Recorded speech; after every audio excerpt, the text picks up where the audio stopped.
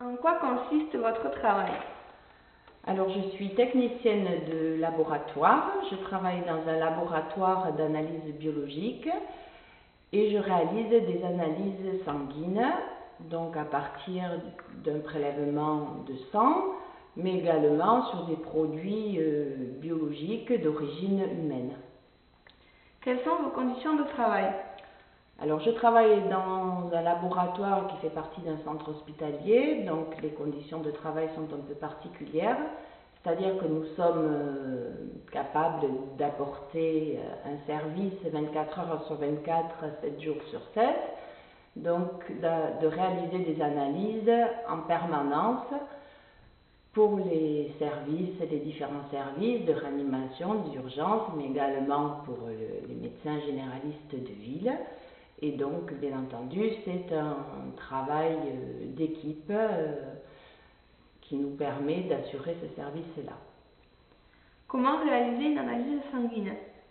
Alors, les analyses sanguines se réalisent grâce à différents automates. Ce sont des analyses qui sont assez sectorisées, c'est-à-dire il y a un secteur d'hématologie pour l'analyse des globules rouges, des globules blancs, des plaquettes. Il y a un secteur de biochimie qui permet d'analyser les différents composants du liquide biologique qu'est le sang. Il y a un secteur de bactériologie pour identifier les différentes bactéries et réaliser des antibiogrammes correspondant à ces bactéries et un secteur de virologie pour l'analyse des différents virus. À quoi servent les analyses sanguines?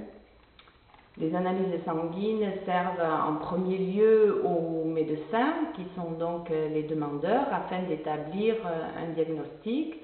Ça leur permet, en fonction de la pathologie de leur malade, d'établir ou non le diagnostic de la maladie et éventuellement de la traiter au mieux. Par exemple, quelles maladies permettent-elles de détecter? Alors, par exemple, on peut détecter des maladies telles que le diabète, par exemple, qui va être la présence de trop de sucre dans le sang. On peut détecter différentes infections ou urinaires ou pulmonaires. On peut détecter différentes atteintes de virus tels que le sida, l'hépatite. Enfin, le panel est très très important d'analyse et ça permet de détecter différentes maladies, même plus complexes. Comment améliorer la santé du patient et apporter une solution? Alors, améliorer la santé du patient, c'est bien entendu par l'intermédiaire du diagnostic. Les médecins vont disposer, lorsque nous aurons terminé, des résultats des analyses sanguines ou autres, et ils vont permettre d'établir plus précisément leur traitement.